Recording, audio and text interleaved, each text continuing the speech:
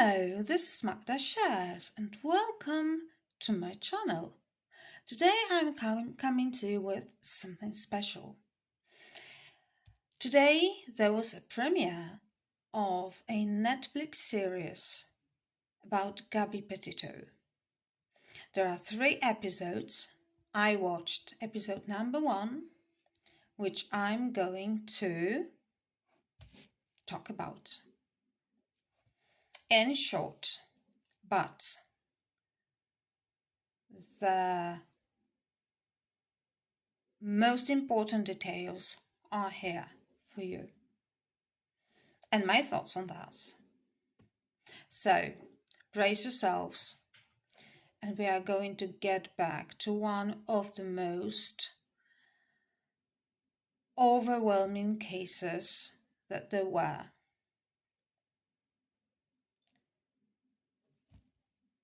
The episode starts with the infamous body cam footage when the police stop the white van due to the domestic dispute call, and Gabby is asked to step out of the vehicle. As you probably can remember, she is very apologetic. She is panicky. She's crying. She's taking the blame for her compulsive cleaning, and that leads to Brian being mad at her. Brian, on the other hand, seems quite calm and composed. They are separated for the night. Now, retrospection. We go back to 2019. Brian meets Gabby by chance in a shop. And when he sees her and she notices him, they fall in love almost instantly. Brian is a kind of a guy who, after graduation, doesn't start his further education. So he goes to work, but he doesn't pursue his educational career. And he is perceived as a calm, nice, helpful, pleasant person to be with.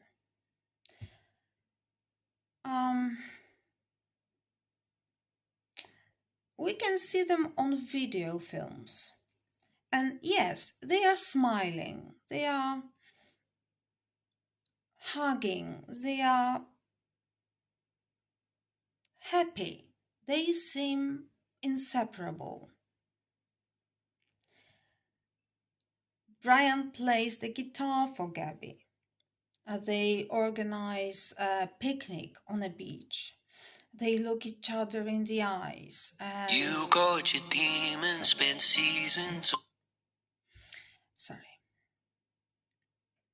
And people who are around them, they don't know if they're a couple or not, but they say they definitely behave like one. So when the news breaks that they eventually want to move to Florida, and they eventually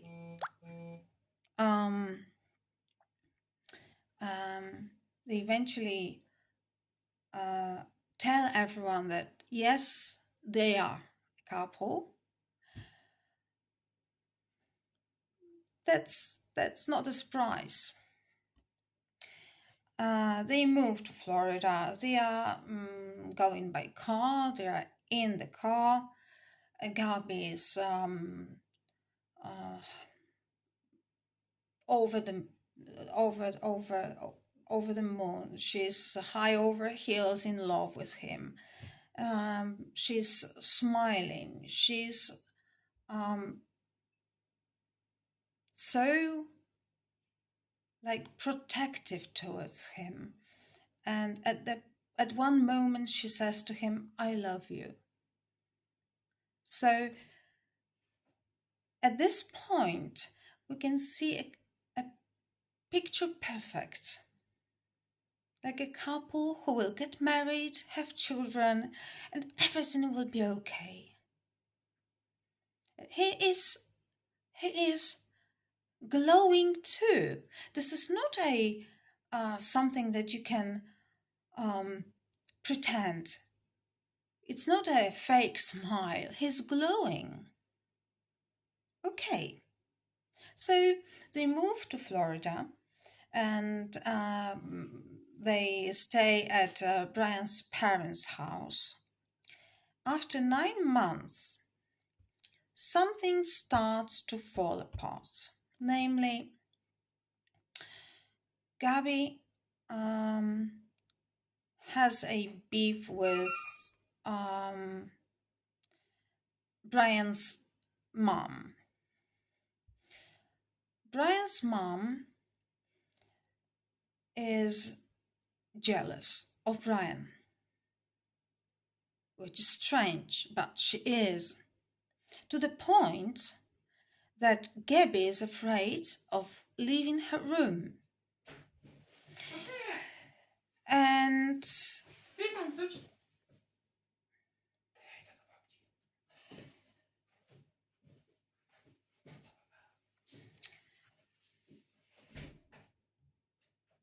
Brian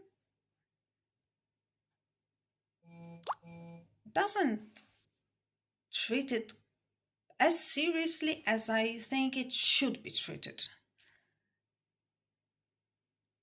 He brushes it off, saying, "It's my mom. She's always been like that. Just go on, move on. Just greet her, say hello to her. Everything will be okay." But it's not. Gabby is quite lonely. So at the beginning of 2020, she makes friends online with a girl who eventually becomes her BFF, and they start meeting in real life. They grow quite close to each other. So they share secrets, feelings, emotions, everything that BFFs do. At one point, this girl meets Brian, and her impression of Brian is that he is standoffish and a bit dark, which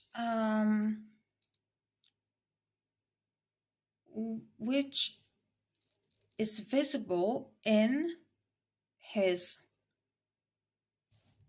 pictures, because he draws pictures, but very unsettling pictures, disturbing pictures. And like he has an alter ego. He's quiet, composed, nice, smiling, and the alter ego is a completely different person. However, they seem a nice couple, but from a third person's perspective, it is obvious that Gabby is being manipulated. He gives her presents, just to tell her off for small things like forgetting his ID. So he wants her to feel guilty. He wants her to be a victim, and she accepts it. She's not a victim. She accepts the position of a victim. She always apologizes.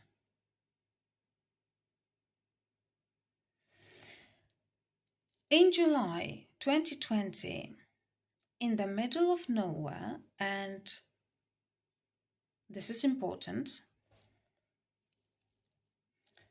wilderness, no people, just the two of them, lake, trees, wild animals. Brian takes Gabby to this place and proposes to her. One more time.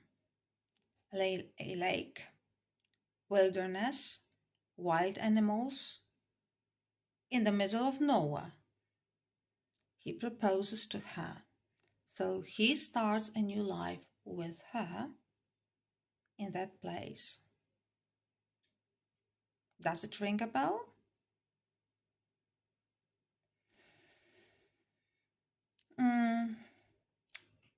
They plan, maybe more, Gabby plans to buy a van and convert it into a camper because she wants to travel. But to do that, they need money, so she takes a job. He doesn't. He stays at home. When he stays at home, he's alone. So he is left with his own thoughts. And those thoughts are dark. Gabby is at work, so what is she doing there? Well, he is not a victim. She is. So what is he doing? He is tormenting her with his own thoughts,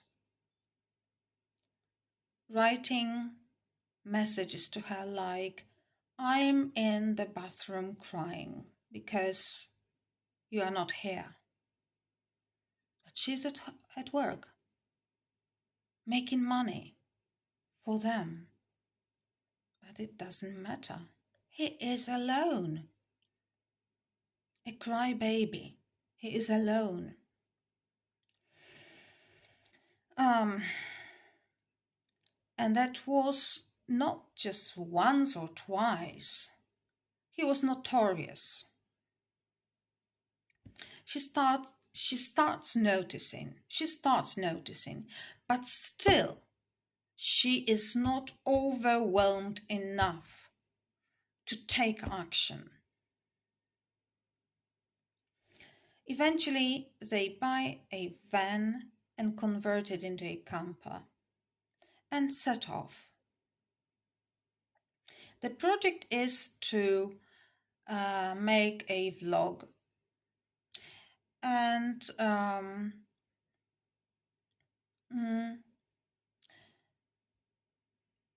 edit it every day. So lots of work. She enjoys it.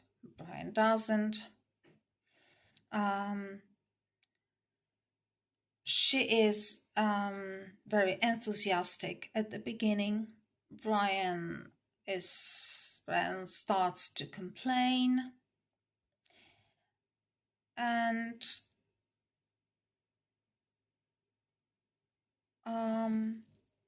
when the camera starts, smiles appear. It's perfect. Oh, it's so good. The day is absolutely amazing. Sun is shining. Birds are chirping, and oh, it's so warm, and Brian is preparing tea for today, or food for myself, or for us. And oh my God! But when the camera stops, smiles vanish. And they start to exchange harsh remarks. Like, well, what, you cannot do the editing? Oh, you don't have the torch? Oh, so what can you do? What do you do? Um, they started to have grudges against each other. So it becomes clear it's all a facade, and arguments are a part of their everyday life. Gabby grows distant from her own family and tries to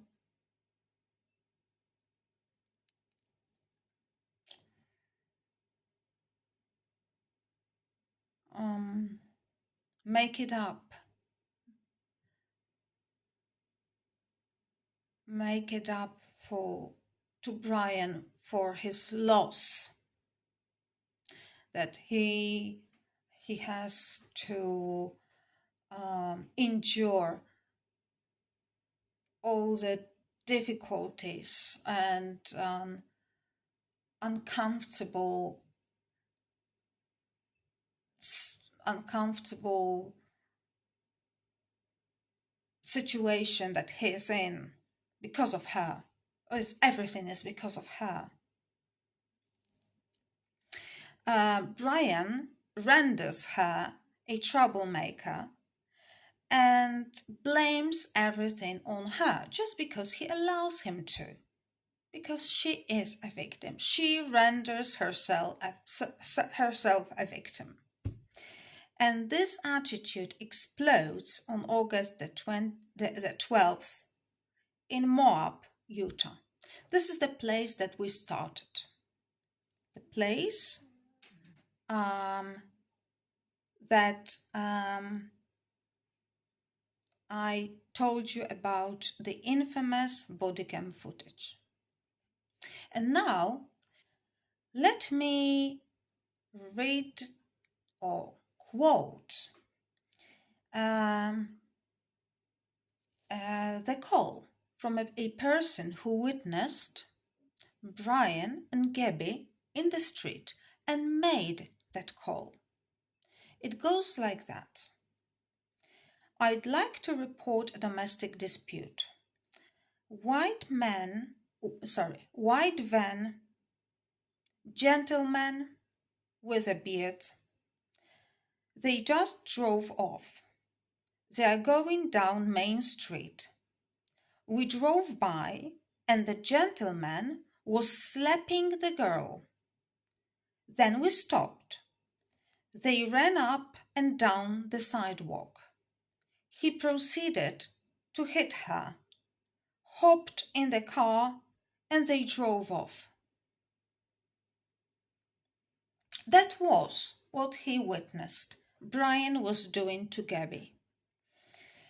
As I can recall, before that happened, they had been trying to eat something in a restaurant, but that was unsuccessful because Brian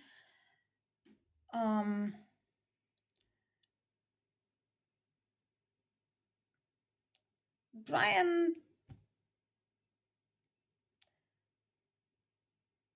well he it was impossible to have any conversation with him that day. Due to what? I don't know. But he walked out of the restaurant. Gabby walked after him, and that happened. After speaking to both sides, the police decide Gabby is an aggressor. She is separated for the night. Brian is given a room in a hotel. Gabby must stay alone in a van. That's unfathomable. That is just unexplainable. That could have been everything that happened later could have been prevented. But someone lost their minds. And Gabby, well, she doesn't learn her lesson. They meet that very night and set off to Salt Lake City. On the 22nd of August, there is a message from Gabby, and it goes like this. I am sure I'm the last person on planet you want to hear from. The person who received that message says that that is her ultimate cry for help. And it is her last message.